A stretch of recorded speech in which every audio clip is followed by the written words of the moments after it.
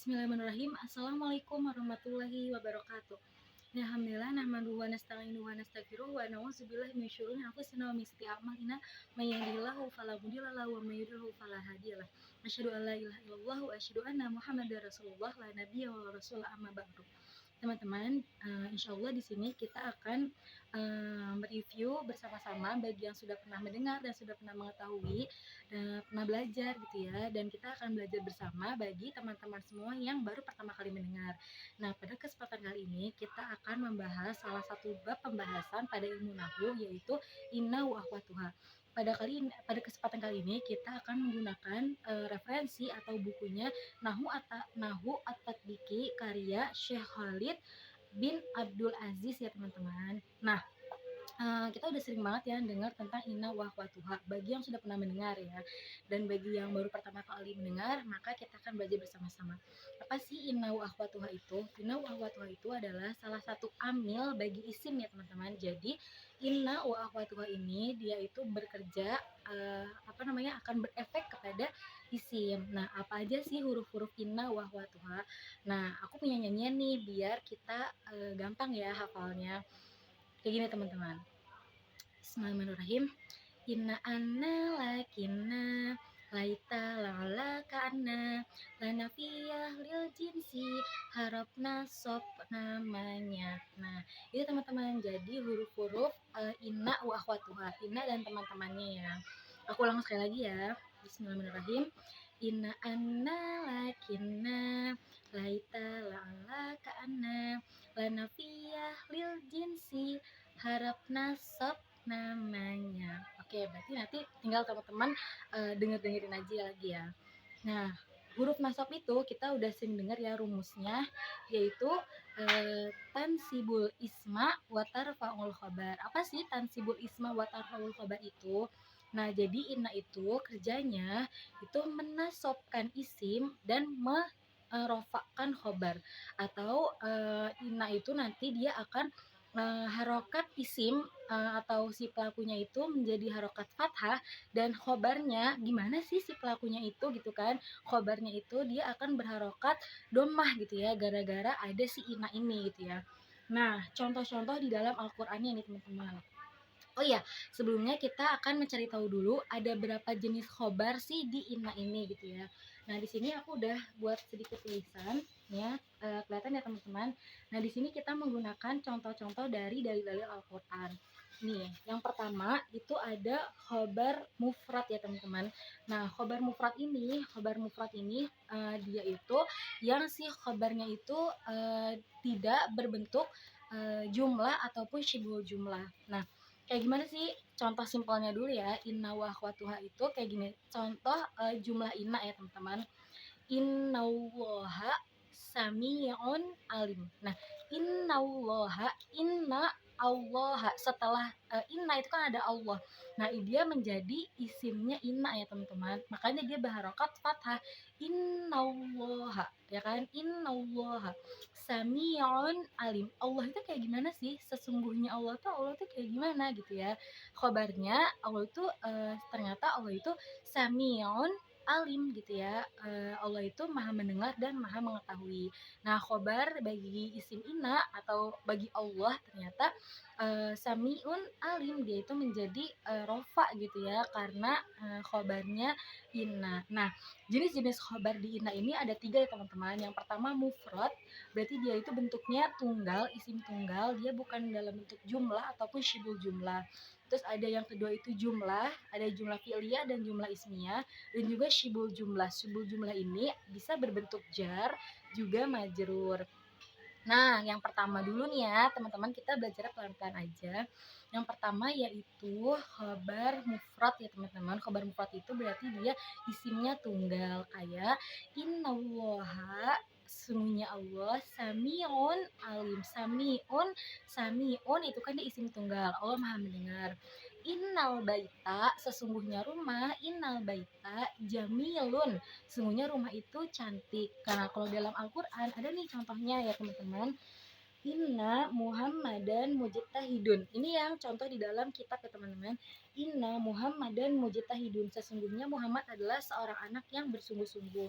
Terus kalau dalam bentuk jumlah, nah jumlah ini bisa jumlah ismiyah juga atau jumlah fi'liyah.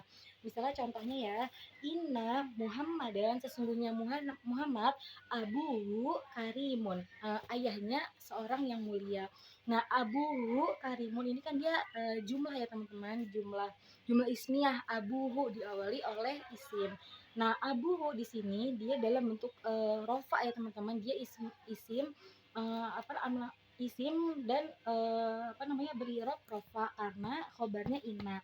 Kalau dalam jumlah fi'liyah berarti khobarnya ini harus diawali oleh jumlah ya teman-teman, oleh jumlah fiil yang dalam diawali oleh fiil atau jumlah fi'liyah.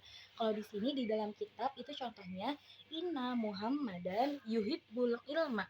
Yuhibbu itu kan fiil ya, fiil mudhari. Sesungguhnya Muhammad yuhibbul ilma, menyukai ilmu. Gitu ya teman-teman. Jadi kalau khobar dalam bentuk jumlah itu ada dua, jumlah ismiyah dan jumlah fi'liyah. Nah, yang ketiga itu dalam bentuk syibhul jumlah. Syibhul jumlah itu adalah jumlah yang tersusun dari jar majrur atau zorof ya teman-teman. Nah, misalnya nih kalau dalam kitab itu contohnya innal kitaba fauqal maktabi. Fauqa ini kan huruf zorof ya. Nah, jadi ini termasuk syibhul jumlah. Si khobarnya ini innal kitaba, sesungguhnya buku itu ada di mana gitu ya. Fauqal maktabi. Nah, khobar ini dia memberi keterangan fauqal maktabi, di atas meja. Nah, yang kedua itu dalam bentuk jar majrur. Kalau di buku itu contohnya innat tullaba, sesungguhnya para siswa.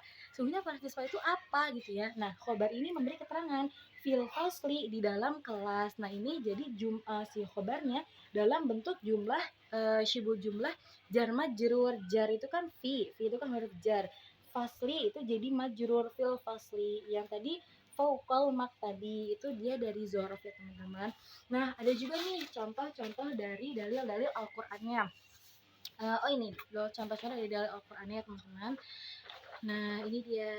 Yang pertama dalam Al-Quran itu yang menjelaskan, yang memberikan contoh tentang khobar mufrad itu ada di Quran surat Al-Baqarah ayat 173. Bismillahirrahmanirrahim. Innallaha ghafurur rahim. Innallaha, sesungguhnya Allah itu kayak gimana gitu ya, ghafurur rahim. Nah ini khobarnya itu rofa ya teman-teman, karena inna itu seperti yang kita ketahui di awal bahwa inna itu menasabkan isim dan merofakkan khobar.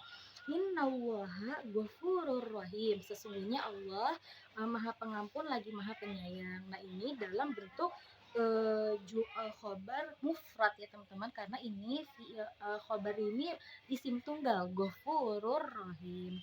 Nah, yang kedua itu contoh dalil Al-Qur'an untuk menjelaskan khobar dalam bentuk jumlah ya teman-teman. Yang pertama itu jumlah ismiyah. Fa innaz zalimina, sesungguhnya orang-orang yang zalim ba'duhum aulia ubad. Nah, ba'duhum ini kan isim ya teman-teman, isim. Nah, maka ini salah satu bentuk khabar dalam bentuk jumlah ya teman-teman, jumlah ismiyah. Yang kedua itu ada di Quran surat Al-Baqarah ayat 102 ya teman-teman. Bismillahirrahmanirrahim. Wa ma kafara Sulaimanu walakinna. Nah, walakin ini kan dia termasuk isim inna. Tadi kayak yang aku nyanyiin di awal, inna anna lakinna. Nah, lakinna itu termasuk dari teman-temannya inna. Makanya di sini wa ma kafara Sulaimanu walakinna syayatin. Asyayatin itu kan dia apa namanya? Hukum i'rabnya itu kan nasab ya, karena ada ya nun.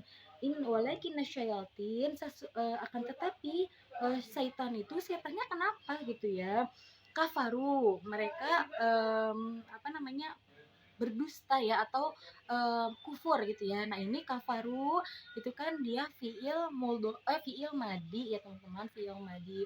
Nah maka di sini dia termasuk ke dalam contoh jumlah fi'liyah ya. Nah, terus yang ketiga ini ada contoh untuk syibhul jumlah ya teman-teman. Ada di dalam Quran surat Al-Baqarah ayat 153. Bacanya Bismillahirrahmanirrahim. Innallaha ma'as shabirin. Nah, itu tapi di sini dia termasuk ke dalam huruf jar ya teman-teman, contoh jar. Contoh zorof, innallaha ma'as sabirin, sesungguhnya Allah ma'a, nah ini zorof as-sabirin, sesungguhnya Allah bersama orang-orang yang sabar. Terus ini untuk contoh syibul jumlah dalam bentuk jar majrur ya teman-teman, itu ada di dalam Quran surat Al-Qamar ayat 47. Innal mujrimina fi dhalal, sesungguhnya orang-orang yang berdosa itu berada dalam kesesatan. Innal mujrimina, sesungguhnya orang-orang yang berdosa itu fi dhalal. Nah, fi itu kan huruf jar, jadi di sini contoh jar majrur ya teman-teman. Alhamdulillah. Nah, sekarang kita ini akan masuk ke dalam susunan isim dan khobar. Nah, dalam pembahasan inna wa akhwatuha ini juga ada ketentuannya nih gitu kan. Boleh nggak sih isim itu mendahului boleh nggak sih khobar itu duluan gitu ya, mendahului isim. Biasanya kan isim terus ya teman-teman. Misalnya innallaha ghafurur rahim. Nah, selalu isim di depan, innallaha, innal baita, innal fasla, innatulaba. Boleh nggak sih kalau khobarnya dulu yang di awal gitu ya. Nah, ternyata boleh nih teman-teman, tapi hanya untuk dua hal, untuk dua kondisi ya teman-teman. Itu yaitu pada saat untuk zorof dan untuk majrur aja. Nih, contohnya ada di dalam Quran surat An-Naziat ayat 26. Inna fi dzalika la'ibrah. Inna sesungguhnya gitu kan. Fi dzalika padahal itu. Nah, fi dzalika itu kan dia um, zorof khobar inna dalam bentuk jar majrur, dalam bentuk jumlah ya kan teman-teman. Tadi ada di pembahasan kita yang kedua. Nah, fi dzalika ini boleh, ini khobar mendahului isim. Isimnya apa? Iberotan. Nah, boleh nih si khobar ini mendahului isim, tapi si khobarnya ini harus dalam bentuk jar majrur atau zorof. Nah, yang kedua itu ada di Quran surat Al-Hujurat ayat 7, bunyinya wa'lamu anna fikum rasulullah. Wa'lamu anna fikum itu kan dia jar majrur. Annafikum wa'lamu annafikum, ketahuilah bahwasannya pada diri kalian, annafikum, ini kan fikum ini berarti dia sebenarnya khobar ya, tapi dia mendahului isim. Mana isim inanya? Rasulullah. Nah, ini boleh terjadi seperti ini karena khobar ini dalam bentuk jumlah ya teman-teman, baik itu zorof maupun jar majrur. Nah, kecuali itu berarti seperti yang mufrad itu tidak bisa ya teman-teman. Misalnya kayak inna alimun hakim Allah. Nah, itu nggak bisa. Jadi ini hanya boleh terjadi pada khobar dalam bentuk jumlah dalam bentuk shibul jumlah baik jar maupun zorof. Alhamdulillah, semoga bisa dipahami ya teman-teman pembahasan kita pada kali ini.